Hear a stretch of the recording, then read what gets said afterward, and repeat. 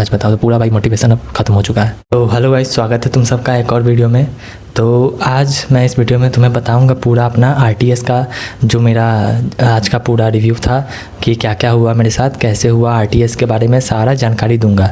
Like एक प्रकार से ये पूरा रिव्यू होने वाला है, तो वीडियो में बने रहना। अगर तुम्हें जानना है सच में कि आरटीएस में हुआ क्या क्या नहीं हुआ, इसमें पूरा मैं बताऊँगा तुम्हें कि कैसा पेपर था, कैसा क्या नहीं था। तो बिना किसी बात को मतलब बढ़ाए चढ़ाए मैं स्टार्ट करता हूँ वीडियो। तो भाई देखो, सबसे पहले तो आज 2 बजे से एग्ज़ाम था आरटीएस, और आज ऑफलाइन भी था और ऑनलाइन था। ऑफलाइन उनका था जिनका आरटीएस प्रो था, और जो इन्फिनिटी प्रो वाले थे और जो अलग से मान लो आरटीएस का पास दिए थे उनका ऑनलाइन था, और आरटीएस प्रो वालों का ऑफलाइन। तो मेरा भी आरटीएस प्रो है, तो मैंने इन्फिनिटी प्रो भी लिया था लेकिन आरटीएस प्रो में अपग्रेड करवा लिया। तो वहाँ पर मेरा आज हुआ ऑफलाइन हुआ एग्ज़ाम। तो मेरा 2 बजे से सेंटर था, और मेरा सेंटर था मेरे घर से 30 किलोमीटर की दूरी पर, 25 से 30 किलोमीटर। तो मैं निकल गया था 12:30 बजे। 12:30 बजे निकला था तो आराम से आधा घंटा नहीं, 45 मिनट 1 घंटा अप्रॉक्स मान के चलो, 45 मिनट 1 घंटा के आसपास पहुंचा। तो 1:30 बजे मैं पहुंचा, तो 1:30 बजे उसके बाद एंट्री मिली। ज़्यादा उतना भीड़ नहीं था, मतलब नीट की तरह एकदम ज़्यादा एकदम भीड़ भाड़ नहीं था लेकिन उतना नहीं था। और हाँ, सेंटर भी मतलब उतना भी बड़ा सेंटर नहीं था, छोटा छोटा सेंटर। मतलब जैसे हमारा जो टाउन है ये सब अर्बन एरिया में आता है, मेरा जो ये घर है, तो यहाँ भी सेंटर था। तो उतना अच्छा सेंटर नहीं था, मतलब एवरेज कह सकते हो कि लाइक कोई प्राइवेट ही अपना जगह था, वहाँ पर किसी से भाड़ा लेकर पीडब्ल्यू वाले ने करवाया था, वो अपना विद्यापीठ में नहीं करवाया था। तो वहाँ पहुँचा तो उसके बाद पूरा वही प्रक्रिया था। एक एडमिट कार्ड, मतलब एडमिट कार्ड का एक कॉपी लेके गया था, जैसे नीट में होता है। तो वही हुआ। फिर सारा अंदर गए, बैठा उठा सारा सीट पे, जहाँ पर मेरा सीट था वो ऑल आउट हुआ, वहाँ पर मैं बैठा। एंड देन उसके बाद 2 बजे एग्ज़ाम स्टार्ट हुआ।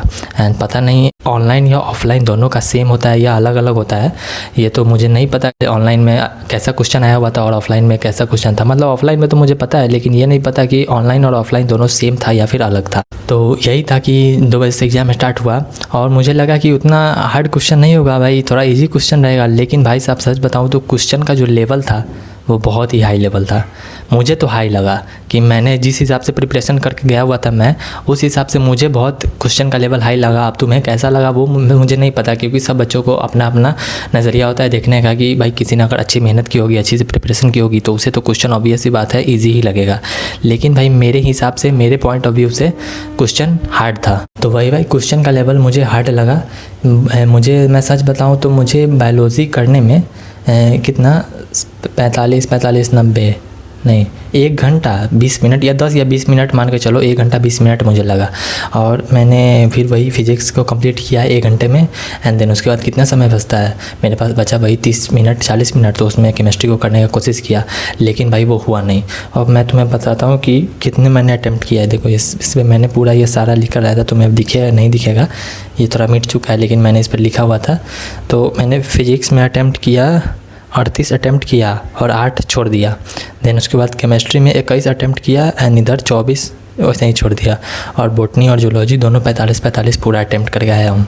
एंड फिज़िक्स केमिस्ट्री में अटैम्प्ट तो किया उतना, लेकिन उतना श्योर नहीं हो कि सही है या फिर गलत है, क्योंकि भाई फिज़िक्स थोड़ा मान के चलो 38 मैंने अटैम्प्ट किया, तो 38 में से 20-25 सही है, उतना मैंने कैलकुलेशन करके बनाया। लेकिन फिर बाद में वही तुक्का मारना पड़ा, तुक्का मार के आया हूँ। एंड देन केमिस्ट्री में तो बहुत लगभग कितना 21 अटैम्प्ट किया, तो 21 में से 50-50 मान के चलो तुक्का मारा हूँ, और मतलब 50% तुक्का मार के आया हूँ एंड 50% मैं पूरा सॉल्व करके आया हूँ। तो ओवरऑल मैं बताऊँ तो क्वेश्चन पैटर्न मुझे हार्ड लगा, क्योंकि यहाँ पर सिंपल क्वेश्चन नहीं आया हुआ था। क्वेश्चन रीडिंग वाले क्वेश्चंस बहुत थे, मतलब बड़े बड़े क्वेश्चंस थे, उनको पढ़ने में टाइम जा रहा था और समझने में भी टाइम जा रहा था। लाइक जो नीट में रहता है जैसा पैटर्न की बड़ा बड़ा क्वेश्चन, इस बार जैसे नीट 1 में आया हुआ था 3 तारीख को, फिजिक्स में लंबे लंबे क्वेश्चंस थे, केमिस्ट्री में भी केमिस्ट्री नहीं बायोलॉजी में भी बड़े बड़े क्वेश्चंस थे जिसको पढ़ने में टाइम जा रहा था। तो इस बार का जो क्वेश्चन था इसमें आरटीएस में बायोलॉजी में भी बहुत बड़ा बड़ा स्टेटमेंट वाला क्वेश्चन सब बहुत था, तो उसमें टाइम लग गया मुझे। पता नहीं तुम लोगों को कितना लगा, कम टाइम लगा या ज़्यादा लगा, लेकिन मुझे तो वही 1 घंटा 15 मिनट 20 मिनट टाइम लगा है। मुझे तो क्वेश्चन हार्ड लगा। एंड देन वही केमिस्ट्री और फिजिक्स भी हार्ड था, क्योंकि जिस हिसाब से प्रैक्टिस किया हुआ था मैं, कि जैसे क्लास में क्वेश्चन सर करवाते थे और डीपीपीस के क्वेश्चन और मॉड्यूल्स के क्वेश्चन, भाई उससे अलग लेवल का क्वेश्चन था। तो सच बताऊँ तो हार्ड तो क्वेश्चन था, लगभग 180 में से 130 150 क्वेश्चन बहुत हार्ड थे, 30 क्वेश्चन नॉर्मल आए हुए थे, 1-2 लाइन वाले, लेकिन बाकी सारे पूरे हार्ड क्वेश्चंस थे। अब तुम्हारा कैसा गया एग्ज़ाम वो तुम अपना कमेंट सेक्शन में बताओ। लेकिन ओवरऑल पेपर को देखा जाए तो 80% पेपर हार्ड था। लाइक लगा कि हाँ नीट का एग्ज़ाम देने गया हूँ, नीट के एग्ज़ाम जैसा पूरा माहौल मतलब लग रहा था कि हाँ एकदम नीट का एग्ज़ाम का क्वेश्चन पैटर्न सॉल्व कर रहा हूँ भाई। अब मुझे रियलिटी मालूम चल रहा है कि भाई अब जैसा मैं पढ़ रहा था मुझे और लेवल बढ़ाना पड़ेगा, वरना कुछ नहीं होने वाला है। सच में पूरा मोटिवेशन ख़त्म हो चुका है भाई पिछले 1 महीना में। 1 महीना होने जा रहा है, 1 महीना में पूरा जितना सोचा था कि अच्छे से पढ़ाई कर रहा हूँ कुछ नहीं हो रहा है भाई, कुछ नहीं हो रहा है। और इसमें 400 प्लस भी नंबर आ गया, 400 के आसपास भी नंबर आ गया तो मैं मानूंगा बहुत है। क्योंकि भाई लिटरली मुझे क्वेश्चन हार्ड लगा, पैटर्न हार्ड लगा, क्योंकि मैंने वैसे क्वेश्चंस को प्रैक्टिस नहीं किया हुआ था जैसे क्वेश्चंस एग्ज़ाम में आए हैं आज। अब देखो क्या होता है कि अब थोड़ा लेवल बढ़ाना पड़ेगा, अब स्ट्रेटजी बदलनी पड़ेगी, वरना नीट 2027 भी समझ रहे हो वो भी नहीं हो पाएगा।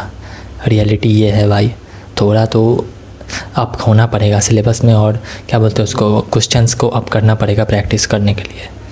अब देखो क्या होता है। अब बताओ तुम, कि मुझे तो ये नहीं पता कि ऑनलाइन में सेम क्वेश्चन आया था या फिर नहीं आया हुआ था, लेकिन अब कैसा आया हुआ था ऑनलाइन में वो तो तुम ही लोग बताओगे। एंड देन उसके बाद शायद ऑनलाइन का PDF भी अपलोड होगा।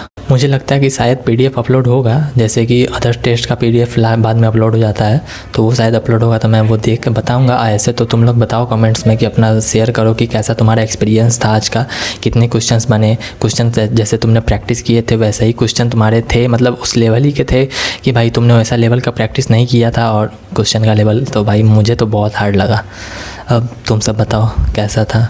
तो यही था भाई, ओवरऑल एक्सपीरियंस बताओ तो अच्छा था, मतलब हाँ रियल टेस्ट सीरीज फ़ायदेमंद तो मुझे लग रहा है कि ऐसे अगर मान लो 21 टेस्ट दूंगा एंड देन उसके बाद 21 टेस्ट में इतने हार्ड क्वेश्चन, इतने कॉम्प्लिकेटेड क्वेश्चंस, और यहाँ टाइम मैनेजमेंट का बहुत खेला हो रहा था। तो भाई ये भी एक है कि मेरा ये भी सुधरेगा टाइम मैनेजमेंट, क्योंकि आज बायोलॉजी में तुम देख लो मुझे 1 घंटा 15 मिनट 20 मिनट लगा, और वही फिजिक्स में भी 1 घंटा के आसपास लगा, एंड देन केमिस्ट्री के लिए वही 25 से 30 मिनट बाकी रह गया। तो ऐसे अगर मेन एग्ज़ाम में होगा तो भाई बहुत दिक्कत हो जाएगा। तो अच्छा है कि RTS का मतलब RTS एक प्रकार से देखा जाए तो प्लस पॉइंट तो है कि यहाँ टाइम मैनेजमेंट और क्वेश्चंस का लेवल भी मालूम चल रहा है कि कैसा रहेगा। तो भाई यही सब था अब आज के लिए। अब देखो 29 तारीख को रिज़ल्ट आता है तो वो भी बताऊंगा कि कितना रिज़ल्ट आया। कि मेरा एक्सपेक्टेशन तो वही 400 के आसपास में है, उतना ही होना चाहिए। मुझे नहीं लग रहा कि ज़्यादा जाएगा, 500 प्लस 400 तक भी आ गया तो बहुत है मेरे लिए, आज के लिए बहुत है। क्योंकि भाई सच बताऊँ वैसा नहीं प्रैक्टिस करके गया हुआ था, वैसा मतलब कुछ नहीं था मेरा, कुछ नहीं था उस क्वेश्चन के मुकाबले मेरा प्रैक्टिस 0 था। सच बताओ तो पूरा भाई मोटिवेशन अब ख़त्म हो चुका है। अब थोड़ा लेवल अप करना पड़ेगा, स्ट्रैटेजी में चेंजेस लाने पड़ेंगे, एंड जो भी होगा आगे बताऊंगा। अब तुम लोग अपना रिव्यू बताओ, अपना पॉइंट ऑफ व्यू बताओ कि कैसा एग्ज़ाम था कैसा नहीं था।